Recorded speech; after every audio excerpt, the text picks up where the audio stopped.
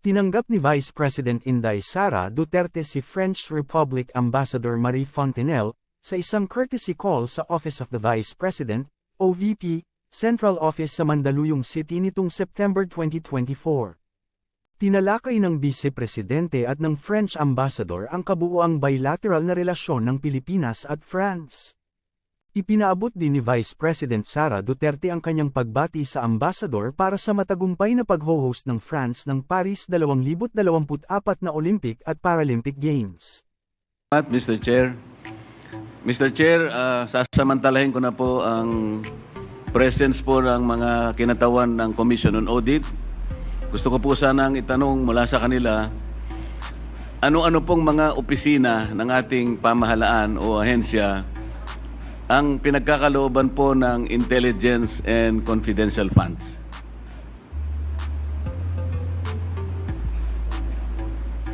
Attorney Camora, please respond. Confidential funds are given to NGAs, to LGUs, and some GOCCs po.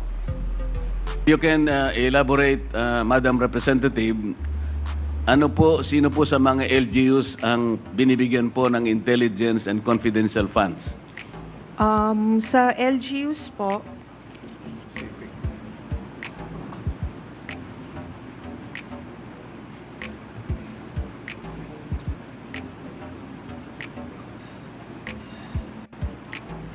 depende po sa LGU, sa POP po nila, Mr. Chair. Hindi po ba yung mga opisina ng mayor ay nakakatanggap ng intelligence and confidential funds? As long as it is part of their budget, Madam Chair, Mr. Chair.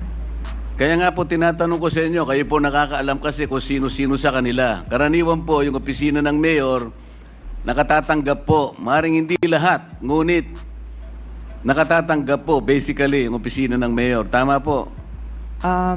According to the joint circular po, LGUs whose peace and order is a priority concern, sila po usually yung nag-allocate ng confidential funds. Kaya nga po, base po sa record ninyo, may mga mayors po, opisina ng mayor ang nakatatanggap ng confidential and intelligence funds. Kasi po kayo ang nag-o-audit eh. Yes po, Mr. Chair. Para hindi na tayo magtagal, ganun lang kasi. Pati po opisina ng gobernador nakakatanggap din po ng ganung klaseng pondo, hindi po ba? Yes, Mr. Chair. Yun pong PNP nakakatanggap po. Intelligence fund po sa Opo, PNP. yung AFP nakakatanggap po. Yes po, Mr. Ang Chair. opisina po ng ating Pangulo ay nakakatanggap po ng intelligence funds. Yes, Mr. Chair. Ngayon po sa mga karamihan po ng opisina ng mayor at opisina ng gobernador at alimpang mga LGUs na maaaring makatanggap nito, depende sa kanilang pangangailangan. Yung AFP at saka yung ating kapulisan at ang ating opisina po ng ating Panguluhan, masasabi po ba ninyo na merong na-issuean po ng notice or notices of disallowance sa napakaraming opisina na tumatanggap ng ganitong pondo? Mr. Chair, pagka meron naman pong mga ibang agencies na katanggap. Kaya nga po ng gusto ko pong malaman, halimbawa 2022 at saka 2023, ballpark figures lang po, ilan po sa mga official at sa mga opisina ng mayor na nakatanggap ng confidential or intelligence funds ang subjected to notices of disallowance? Ilan po sa opisina ng gobernador? Ganun din po yung tanong. At saka sa iba't ibang mga opisina po, para malaman lang natin, kahit ballpark figures lang, ilan po yung na-issue nyo na notices of disallowance concerning these types of funds? Mr. Chair, wala po kaming data on the said information today because we only have data on the OVP po. I cannot give an exact number po Bakit today. po? Kasasabi nyo lang na meron din kayong sinubject sa notice of disallowance eh. Bakit po yung opisina lang ng OVP ang meron kayong record? Yung hawak po namin ngayon, Mr. Chair, since ito po yung subject ng inquiry, we are prepared as to the OVP. Pero as to other O sige po, agencies- ganito na lang. meron po ba kayong estimated na bilang ng na-issue nyo na kayo po kasi pag intelligence and confidential funds, kayo po yung auditing unit ang nakatoka para tingnan po ang pagkakagasta ng tipo ng fondong ito. Tama po? Tama po, Mr. Okay. Chair. Makapagsasabi po ba kayo ng estimated number? Ito po, kinabibilangan ng opisina ng mayor, ng gobernador, ng ISAP, ng kung ano-ano, ng siguro po, maski National Intelligence Security Council, AFP, ang kapulisan. Can you provide us a ballpark number of the notices of disallowance that your office has initially issued? Mr. Chair, I cannot give you a ballpark figure now since hindi naman po ako involved sa entire ICFAO. So, wala po bang isa sa inyo na nakaupo ngayon sa aming harapan ang makapagbibigay man lang ng estimated number? Napakarami po ng mayor, napakarami po ng gobernador. precisely, sir, kaya sa ibang division, wala po akong... Pwede ba natin sabing 100 or 500 notices of disallowance?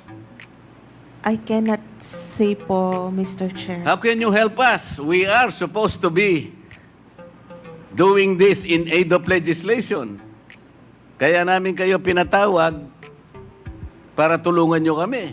Mr. Chair, Ang sabi po ng jurisprudence, which was quoted by no less than the former Chief Justice of the Supreme Court, Reynato Puno, quoting various jurisprudence. Kasama na po yung Arnold versus Nazareno. There should be a legislative purpose. That's number one requirement. The number two requirement, there should be pertinency in relation to those legislative purpose. Kaya po Congressman Marcoleta, tinatanong you ko, have 1 minute. tinatanong ko po ngayon, gaano karami, o sige ganito na lang, marami ba ang na-issue nyo po na notices of disallowance in connection with these types of fund?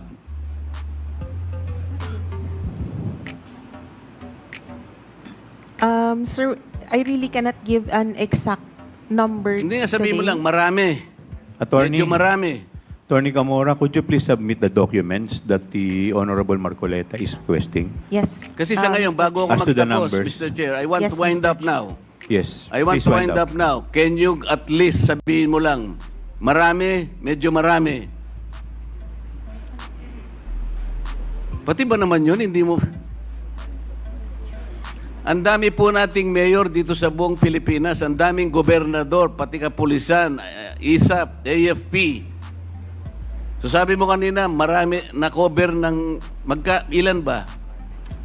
Madam Chair, kung yung current year, I can answer na O yung, konti lang on po. the average noon, yung halimbawa 2020, 2021, 2022, by way of your experience, by way of your former data. Previous years po, I cannot say since bago lang po ako sa ICFAO. So, we could just provide you po with the documents. Please wrap up. One last question, Congressman What Marcoleta. about to the other members of the Commission on Audit?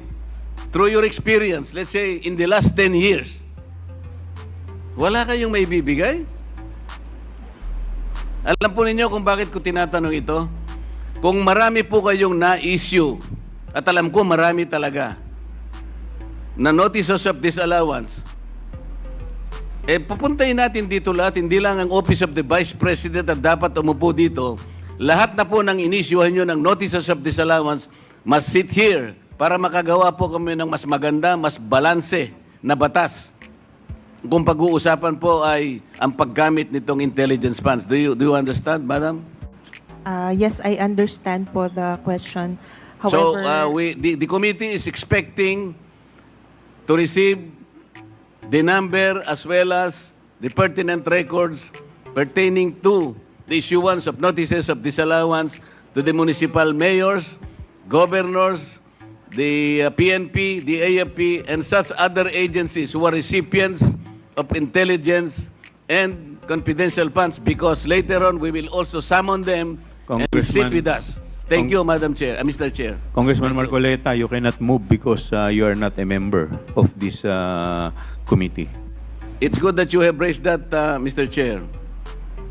I am a vice chair of this committee. On September 4, I was surprised because I saw the journal that I was replaced by my comare. The question is, if I am replaced as a vice chair, does that automatically mean that I am removed as a member of this committee? Before you answer that, Mr. Chair, I think I need some legal basis before you answer that. Yes, your removal from the vice chair, you were removed in a plenary session, House Rules. Now, under Section 28 of the House Rules, it provides that the House shall, upon the recommendation of the Committee on Rules, organize committees, their membership, and jurisdiction. Therefore, your removal as vice chair and member of the House was a plenary action, and therefore, it should be the plenary who should include you as member or as vice chair. Thank you. Mr. Chair, it was very clear that I was removed as vice chair. I was not removed as a member.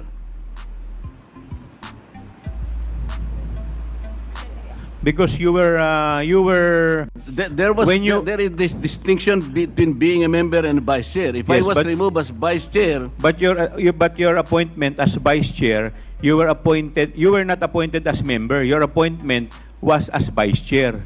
So hindi naman po kayo Mr. in-appoint Chair. muna as member bago kayo ginawang vice chair. Your immediate appointment was as vice chairman, and therefore your removal as vice chair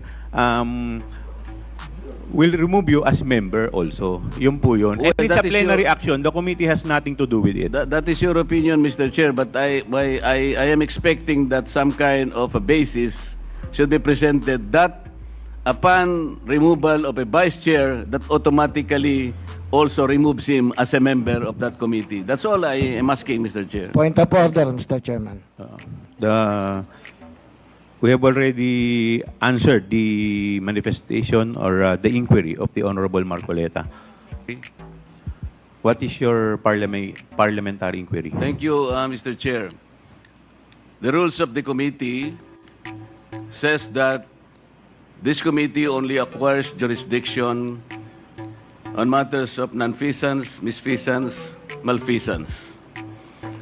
And under Section 2, Mr. Chair of the rules, there should be a prior determination whether or not these malfeasance, nonfeasance, and misfeasance are directly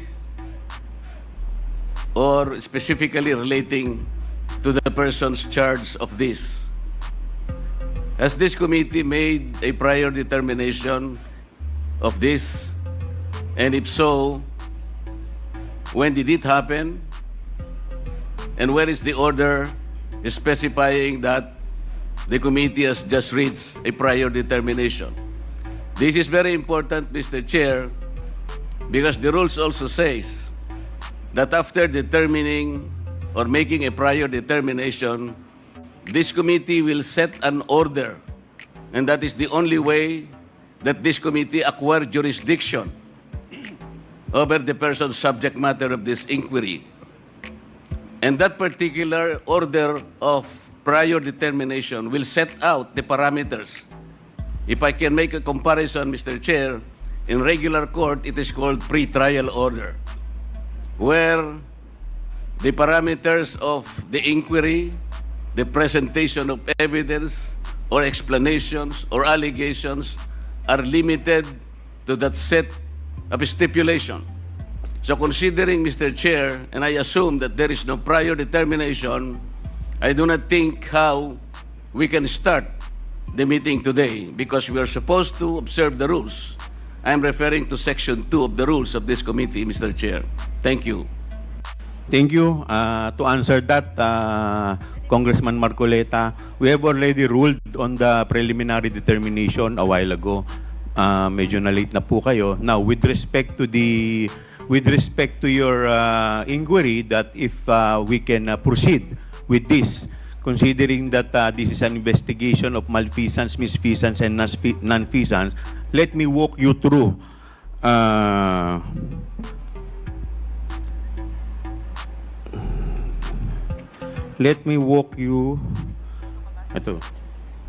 through the definition of a good government and public accountability. It provides that all matters directly and principally relating to malfeasance, misfeasance, and nonfeasance in office committed by officers and employees of the government and its political subdivision and instrumentalities, inclusive of investigations of any matter of public interest on its own initiative or upon order of the House. For the information of everybody, the issue on confidential fund is a matter of public interest. Lahat po tayo ay interesado, hindi lamang po tayo, yung publiko po, interesado kung paano po ito nagamit. Kaya yun po ang dahilan why this committee has jurisdiction over the subject matter. But Mr. Yes, Chair, Congressman Marcoleta. Mr. Chair, under Section 5, there should be a record of preliminary determination. It says that the proceedings in the preliminary investigation or determination shall be recorded through stenographic notes. What you were mentioning are motu proprio cases. I am assuming that this committee started by way of a referral because of a privileged speech delivered on the floor by one of us. And so this is the main subject matter of this committee meeting, and to which we should first determine preliminarily whether or not this committee acquires jurisdiction. And I demand a record of preliminary determination under Section 5 because it says, upon termination thereof, Mr. Chair, the chairperson shall issue an order which shall recite in details the matters taken up. So what are the matters taken up, Mr. Chair? I think we should be able to comply with these elementary rules as specified in the governing rules.